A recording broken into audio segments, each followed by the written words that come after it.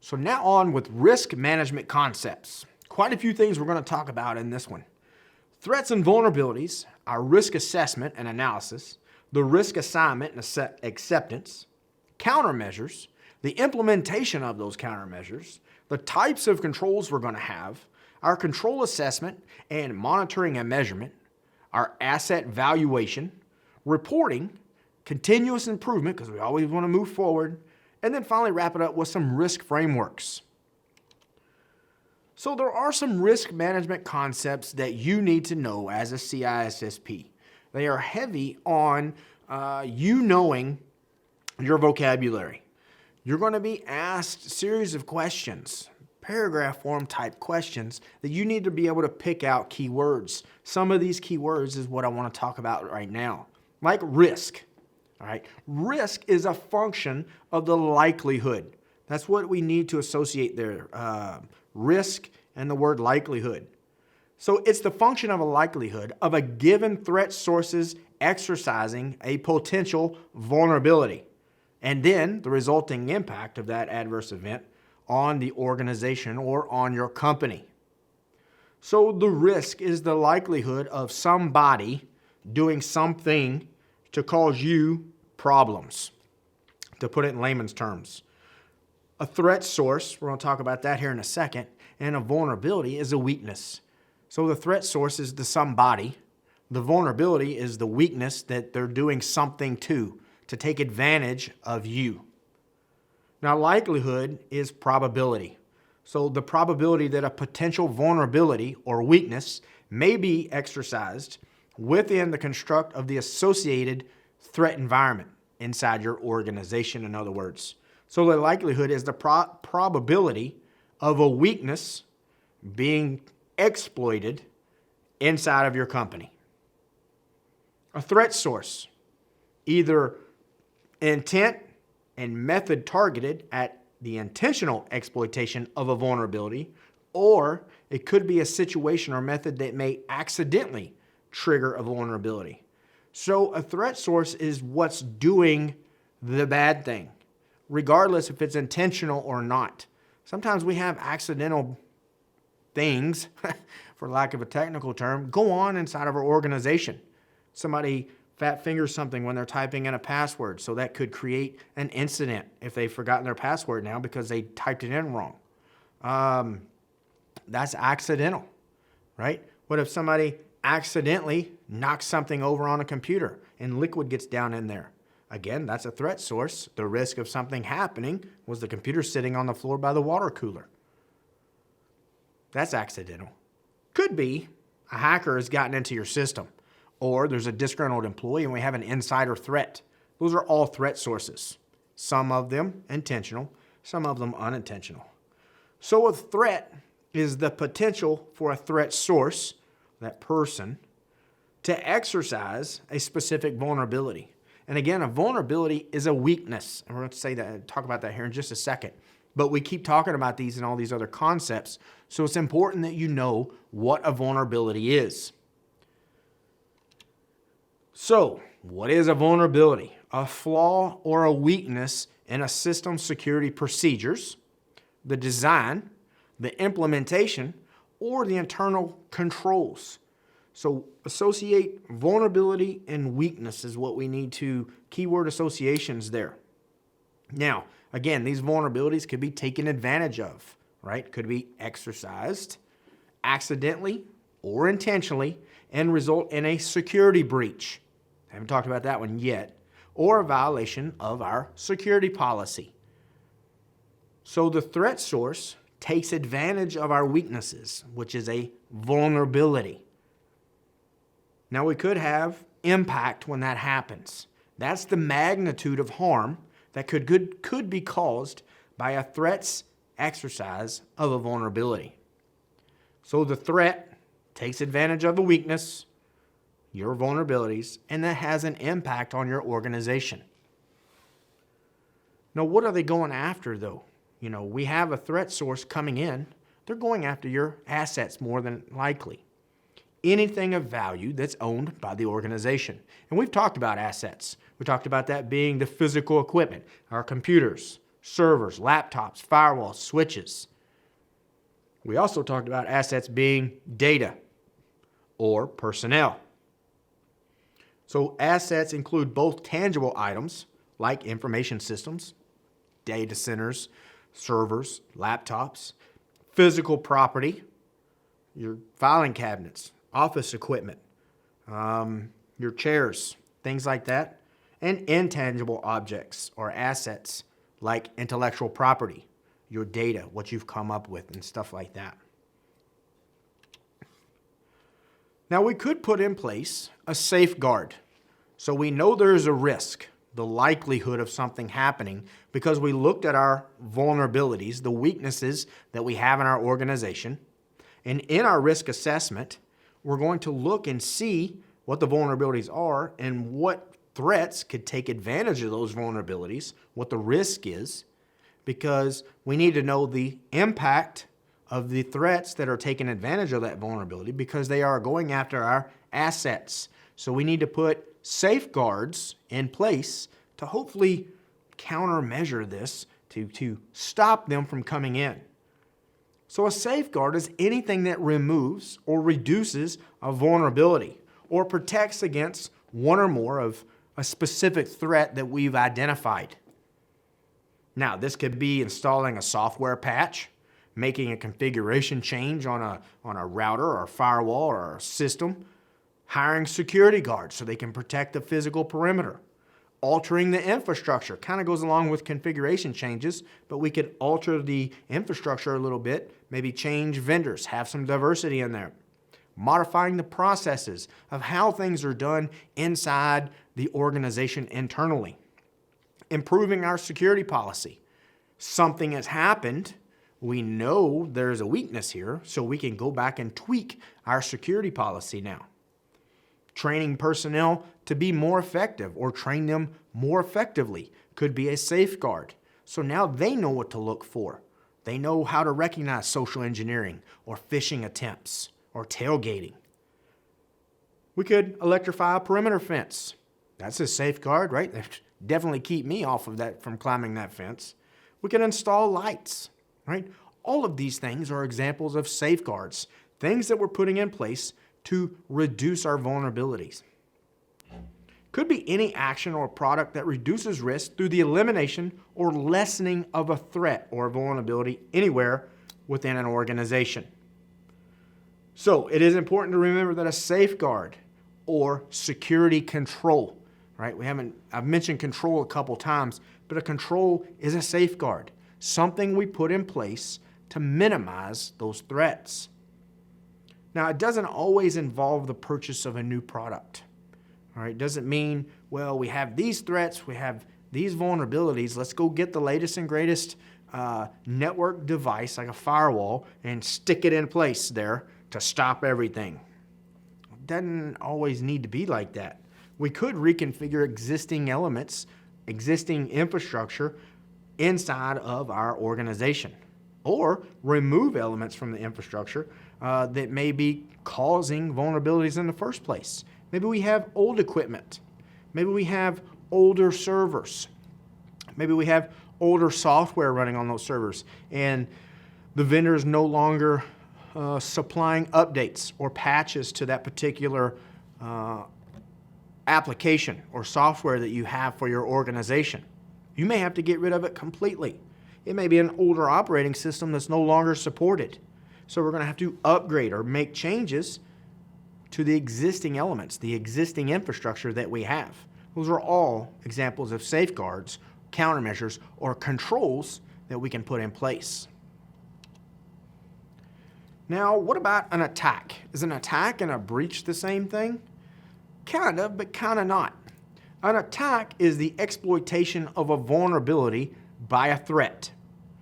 In other words, an attack is an intentional attempt to exploit a vulnerability of an organization's security infrastructure to cause damage, loss, or disclosure of assets.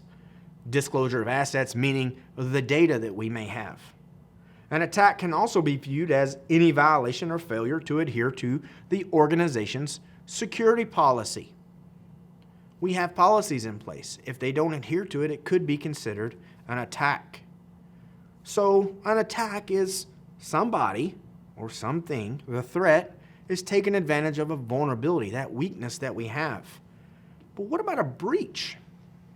Well, a breach is the occurrence of a security mechanism being bypassed or thwarted by a threat agent. When a breach is combined with an attack, a penetration or intrusion can result. So, an attack can take place and somebody could attack our network or attack our system, but they may not get anything, right? They may not obtain any of those assets like the data.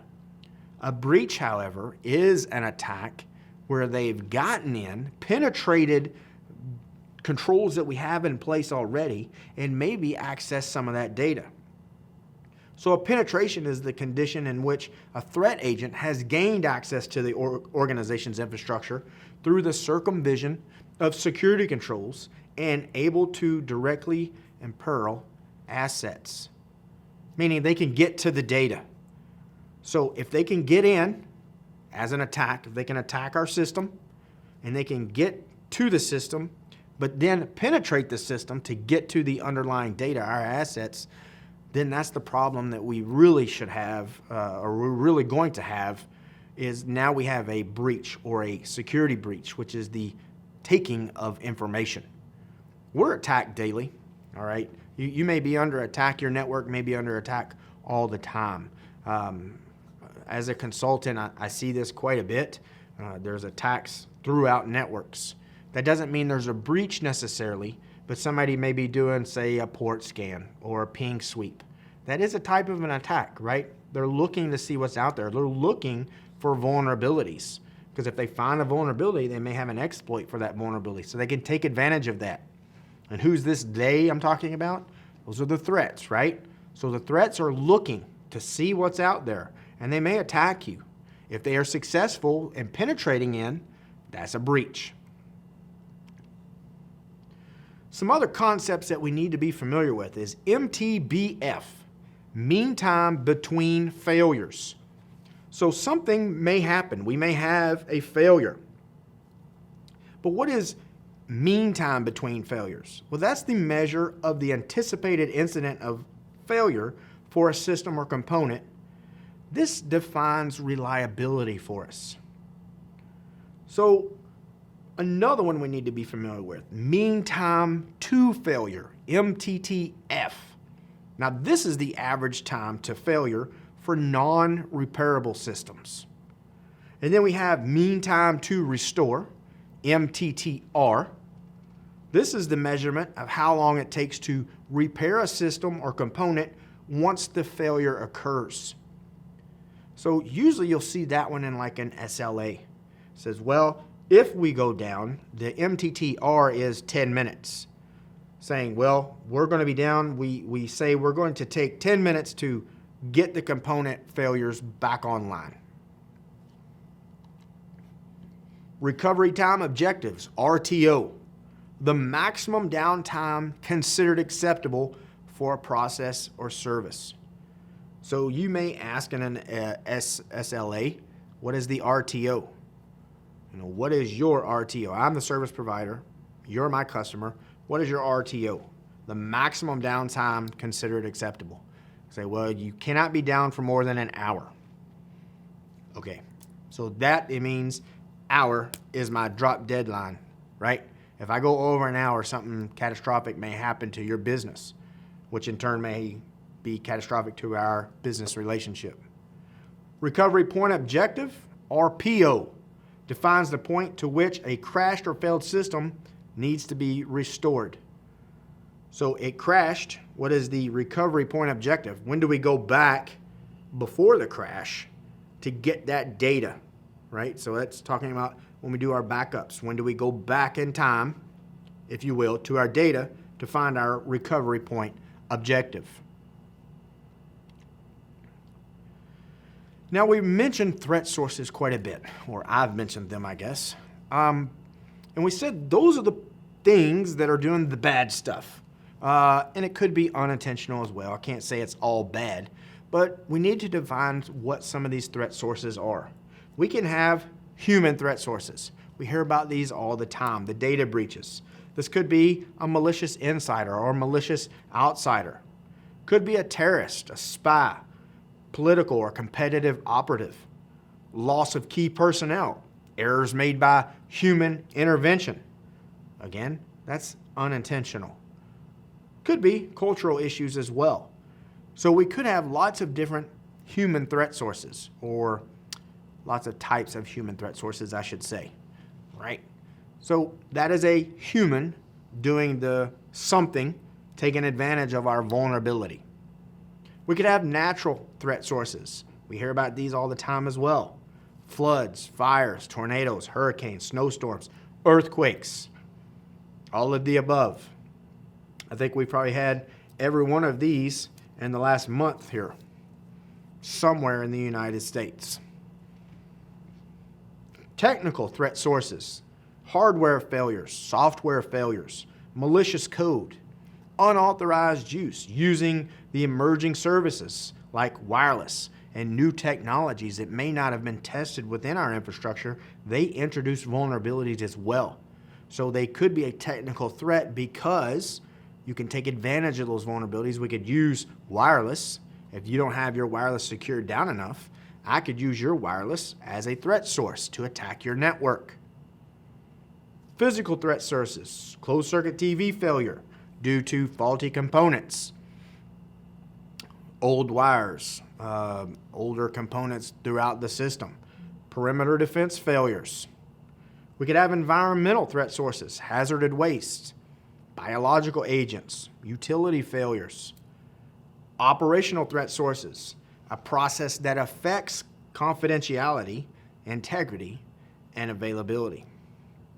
So some different threat sources in there. You maybe have already been familiar with the human threat sources, natural occurrences, technical occurrences, physical, environmental. But those are some that we need to keep in the back of our head there. Now about the risk management process. Risk management is the process of identifying risks first. We have to know what's out there that poses the greatest threat or risks to us. We're going to assess the potential impacts to the organization. So if something was to take advantage of the risk that we have, so this is a high risk, we have vulnerabilities here, lots of them. What if somebody was to take advantage of those vulnerabilities? What impacts to the organization are we going to sustain now? Determining the likelihood of the occurrence. Well, how often is that going to happen? I mean, really, we know, we live in the Midwest, we could have tornadoes. How likely is that going to occur? We need to be able to communicate the findings to management and other affected parties like stakeholders, not shareholders, but stakeholders, anybody that has an interest in the business or organization. We have to be able to talk to them. I've mentioned this a couple of times in some other sections already in this domain. We have to be able to talk their talk. Don't put it way up here on a technical level. Get it down here on the level that they understand. Risk management is also the process of developing and implementing risk mitigation strategies. We want to reduce the risks to levels that are acceptable to the organization. We know there's going to be risks. There's risks in everything that we do in everyday life. But how we deal with those risks is part of the risk management process. We know, we have a risk. We have 50 data centers throughout the globe. We're going to be attacked. We're going to be port scanned. We're going to be scanned for live hosts. Maybe enumeration to take place as well. Maybe hacked. But what's the likelihood of that, right? We have to think about that. What mitigation strategies can we put in place to lessen that attack or lessen the data breach or keep the data breach away? Maybe use firewalls, IDSs, IPSs. We can put things in place to lessen the risk. We always know it's going to be there though. So the risk assessment and analysis. Let's talk about the quantitative method. Quantitative, you need to think quantity. And when you think quantity, maybe you should think numbers, right? I can assign a number to this. So the quantitative method results in concrete probability percentages. So that means the end result is a report that has dollar figures for levels of risk, the potential loss, loss of countermeasures, and the value of the safeguards. So figures for levels of risk. This is how much this risk is going to cost us. The potential loss may be $10,000. The cost of a countermeasure may be $8,000, and the value of that may be more or less. Now, this report is usually fairly easy to understand because it looks like a budget report. It's usually on some type of spreadsheet, or I don't want to say accounting software, but it deals with numbers, right? This is a quantitative method. So we're dealing with numbers. We're dealing with dollar values. So I've seen them a lot on just regular spreadsheets where you can have columns of information and you add it up and you have a total at the bottom and you know if this happens, this is how much money it's going to cost. Now, quantitative analysis is the act, and this is the important part. This is the act of assigning a quantity to risk. We're placing a dollar figure on each asset and on each threat. Now, we can't do purely quantitative analysis. And we're going to talk about that in a couple slides coming up, because not all elements of the aspects of analysis can be quantified.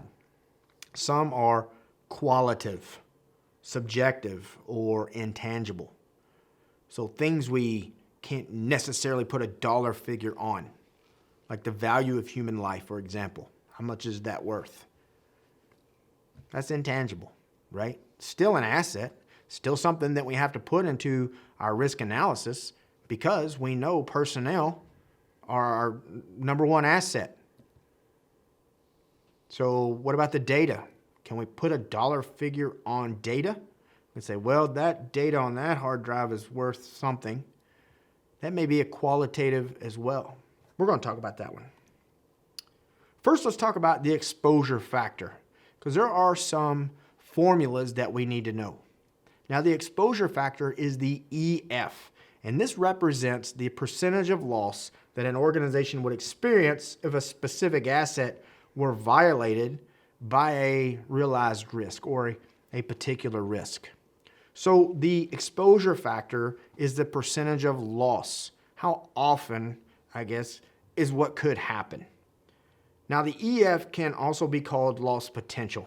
That's where I say could happen, because it is the potential of this taking place. Now, most cases, though, a realized risk does not result in a total loss of an asset. It may just be part of the asset. It may only be down for so long, for example. It's not, you're under a DOS attack, denial of service attack. You may be down for an hour. The exposure factor would be an hour. It's not down indefinitely, unless they really had a good attack. But you may be down for just a little bit. So the EF indicates the expected overall asset value loss because of a single realized risk or something that's happened for a specific amount of time. That's the exposure factor. How long was it exposed? Now, the EF is usually a small number for assets that are easily replaceable, like hardware, right? We've talked about data and we've talked about personnel. Personnel, irreplaceable. I mean, you can hire somebody else, but the loss of life is irreplaceable. If I lose a data center, I can buy more hardware. Not a problem, right? I need a budget for it. But as far as putting a new server in there, it's not that hard. Now, the EF can be very large for assets that are irreplaceable or proprietary, like product designs or databases of customers. Because we can't really say, well, product design could be qualitative, but it cost us $10 million to develop this product design over the last 3 years in man hours and resources and time and effort and everything that we add together. Now, keep in mind that EF, exposure factor, is represented as a percentage. Now, something else we need to know about is called the SLE, single loss expectancy. And that's how much we expect to lose per time, per loss. So the EF is needed to calculate the SLE. The exposure factor is needed to get our single loss expectancy. Again, SLE is the cost associated with a single realized risk against a specific asset, something that's worth something. Now, this indicates the exact amount of loss an organization would experience if that particular asset were harmed by a specific threat, taking advantage of, say, a vulnerability, that one of those weaknesses that we talked about. So the SLE is calculated using this formula right here. AV times EF, or asset value, times the exposure factor, again, which is a percentage. Now we also have something called the annualized rate of occurrence, the ARO. This is the expected frequency with a specific threat or risk will occur within a single year. The word annualized, should give that away. So an ARO is how many times it's going to happen in a given year. Now it can have a range of 0, that no risk, no threat, everything's cool, to a very large number, indicating that the threat or risk could occur pretty often. So it can be 0, like, oh, it never happens. That's awesome. You don't think that's going to happen, but that's awesome. Or it could be 12, once a month, 24, twice a month, 6, every other month. Now, calculating the ARO can be a little complicated. It can be derived from historical records, statistical analysis, or just plain out guesswork. Think about it. Think about those natural threats that we talked about, and then think about meteorologists. They do a pretty good job, but they're not perfect. They don't get it right every time because they're looking at statistical analysis. Sometimes it's plain old guesswork. There's a warm front coming in. We have this and this. The conditions are good for tornadic activity. They talk in probabilities all the time. 60% chance of rain, 40% chance, 43. Well, to me, between 40 and 43, when it's talking about rain, it's not much of a difference. But in other things, it could be a big difference. So again, it's statistics, the analysis of those statistics, and just plain guesswork or the historical records. ARO calculation is also known as probability determination. So if you're looking at probabilities, you may think of annualized rate of occurrence. Now, another one you need to remember, another acronym, ALE, annualized loss expectancy. So again, annualized, meaning we're talking about the whole year. So to get our ALE, we need to see what our SLE is, right? The single loss expectancy. It happens once, that's what we're going to lose. So we take the SLE and we multiply it times the ARO, that annualized rate of occurrence. And we get our annualized loss expectancy. So ALE equals SLE times ARO. So if the single loss is $1,000 and the annual rate of occurrence, is 4, 1,000 times 4 equals 4,000. So our annual loss expectancy for that particular risk is $4,000.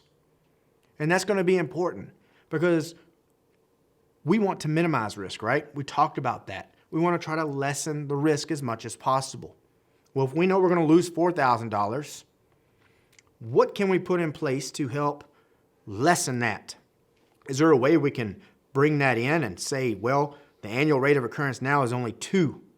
So our annual loss expectancy now is $2,000, and we're saving $2,000.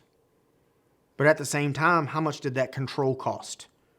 Because if it costs more than what we're going to save, it's not a good investment.